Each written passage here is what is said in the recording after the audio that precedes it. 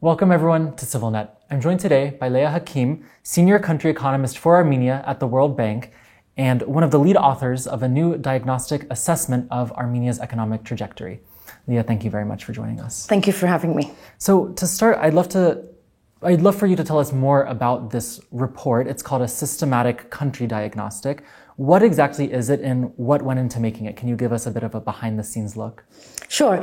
So the Systemic Country Diagnostic, or SCD for short, is a report that the World Bank produces every 5 years, and it seeks to answer a key question, which is that for Armenia to achieve its development goals and to promote growth that is inclusive and sustainable, what are those bottlenecks and challenges that it needs to overcome, and where are some emerging opportunities?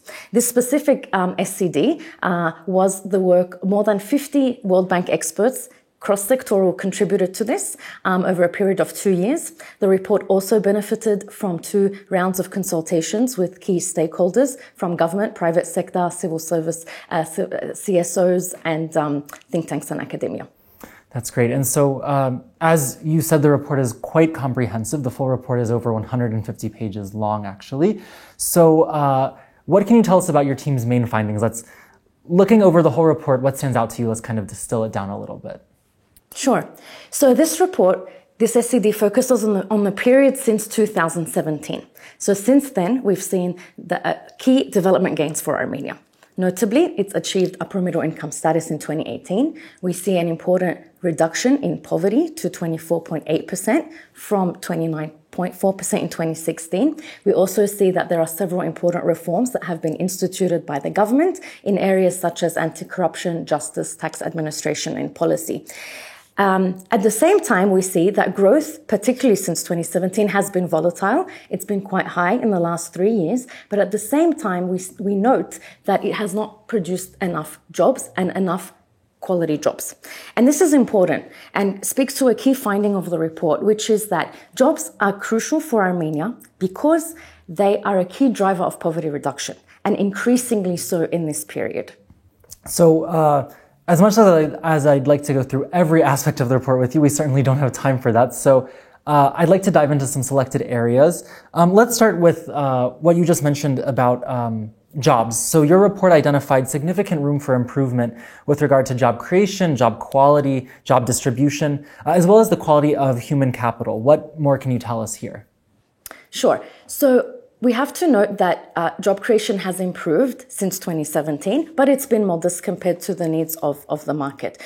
We have indicators, if you look at, for example, unemployment, that has gone down since 2021, but it's still quite high, ended 2023 at 12.6%. We also see that unemployment for youth is quite high. So if you look at the share of youth between 15 and 29 who are neither in employment, nor in education, nor in training is 28%, which is quite high compared to Armenia's peers that we compare with. We also see some measures of the labor market that could function better. For example, there is, speaking to the question of human capital, we typically see this mismatch between the skills that are being produced from the education system and the skills that are needed from the private sector. And this then speaks to the quality of education and the quality of human capital in general. This is actually one of the 5 key challenges that we find in Armenia to be unlocked. And so specifically on the quality of education, we see that there has been improvements, for example, in terms of the enrollment rate. But where we see room to improve is the quality, and that is measured by, if you look at the number of years of average learning, it's 11.3 years. But if you factor in the quality of that learning, that is adjusted down to 8 years, which again is low compared to peers. Another metric that we use in terms of the quality of and relevance of the education system is when we look at the returns to education. And that's actually been going down significantly in the last period. So this is an indicator, again, that the education system is not necessarily producing the skills that are required. Another aspect of the report that I want to dive into with you is climate change, which the report identifies as an additional source of risk to Armenia's prospects for sustainable growth. As of now, climate change is not something we really talk about a lot in Armenia, to be frank. So what did you find in this regard? So actually, climate change and risks from climate change and environmental risks and natural disasters are actually under one of the other 5 key challenges we find in the report, which is Armenia's vulnerability to risks. And when we talk about climate change, that actually poses some social and economic costs, and it will likely be disproportionately affecting the poor. If you see Armenia's vulnerability, you will note that the average temperature rise in Armenia has been higher than the global average, and that is actually accelerating. And so you have many sectors that are actually not ready to address climate change, notably if you're looking at energy, water, agriculture, and mining. And so these are areas that there needs to be adaptation of these sectors and transforming them to climate smart agriculture, using also opportunities for greening the economy, which would both help to improve both, for example, diffusing new technologies, adapting infrastructure. Those, for example, can also help unlock some competitiveness in the private sector, but also using the opportunity towards energy efficiency and security for Armenia. So we have modeling that actually shows that it is possible for Armenia to transition from what is now a very much a natural gas-based energy supply system to one that is solar-powered at relatively low cost, which would also have dividends for accelerating growth and also improving Armenia's energy security. It's fascinating. Thank you for laying that out. Another aspect of the report that really stuck out to me as I read through it was your conclusion on the potential role of the Armenian diaspora here. So in the report you write, the diaspora can have an important role to boost human capital investment and connectivity. You note that the diaspora has already played a key role in developing Armenia's burgeoning IT sector, bringing in foreign investment, providing crucial remittances to many households. But still, you find there is also vast untapped potential, and you advise to engage the diaspora in higher value-added activities. Can you please elaborate?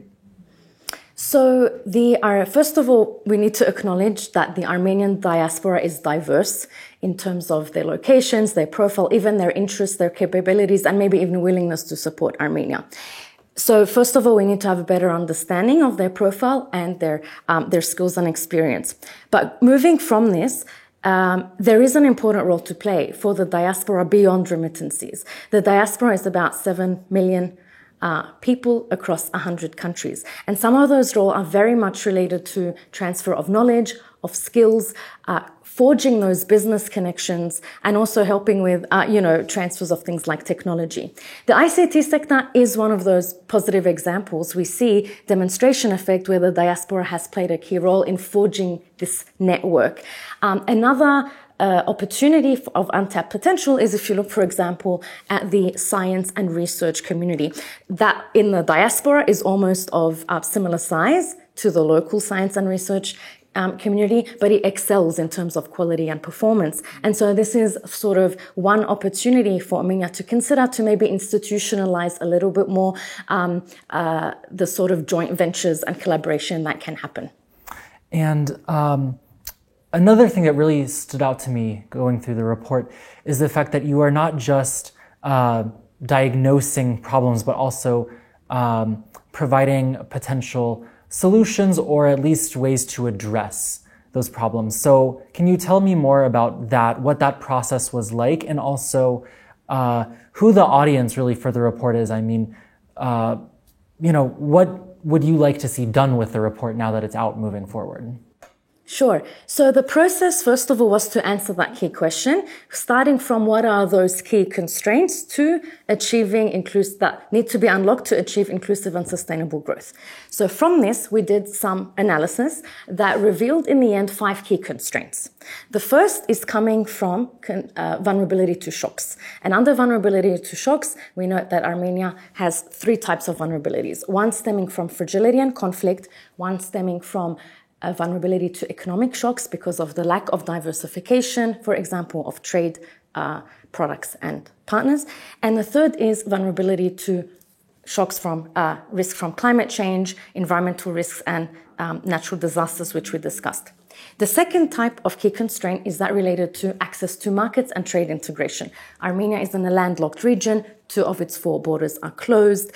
This poses several logistic challenges for Armenia, including high transport costs, etc. So when we talk about access to markets, we're talking about this aspect, but also we are highlighting access to markets within Armenia because there are infrastructure challenges, and as well as between Armenia and the rest of the world, also digitally. The third key challenge is the one of human capital. Here we focus on the areas of education, health, and social protection system. On education, I already discussed that there needs to be improvement in terms of the relevance and quality to education. Where it comes to health, there also need to be more access to health and more affordability of healthcare. Armenia has one of the highest out-of-pocket expenditures in the world. The fourth constraint is related to the private sector and the challenges that constrain the private sector from actually operating and creating more jobs. Here there are several challenges. I'll highlight the top ones. The top constraint to the private sector is actually for access to finance. And that is predominantly an issue for smaller and medium-sized firms because there are high collateral requirements for them. The second key challenge is related to practices of the informal sector, followed by political instability, followed by insufficient skills or inadequate skills, which brings us back to that human capital question. And finally, the fifth challenge that we identified is actually a cross-cutting constraint. And that challenge is related to one of governance, to institutional capacity, and to data. And part of what we mean by this is, yes, Armenia has made strides in improving its institutional capacity over the last few years, but the institutions remain fragile and need to be strengthened. And one area where we see Armenia can improve is, for example, in better strategic planning, in better design, monitoring, and evaluation of its strategies, and general coordination. And they need to invest more in data because data is the cornerstone for evidence-based policy making. So thank you for laying all of that out for us so clearly. I'm wondering, who do you want to really take that message in? I mean, who's really the audience for the report? Sure. So this report is really, in a sense, a reference for anyone who's interested in Armenia's development. It kind of helps give you a snapshot in addition to this analysis on different development indicators. At the same time, because we've done a prioritization process that lays out 11 key interventions to focus on, this can help guide policymakers in government or international organizations, though the development partners also helps kind of guide their interventions in terms of those priority areas. And we, as the World Bank, actually use this report. It is actually the analytical basis for which we plan our next 5-year strategy in terms of which areas to support Armenia on. Well, that's wonderful. And from what I understand, the report is up now online for anyone who wants to take a look. Is that correct? Yes, it is. Perfect. Well, Léa, I think we could talk about all of this for hours, but I'll stop it here for now. Thank you so much for taking the time to join us today. Thank you. Absolutely. And thank you for joining us on CivilNet.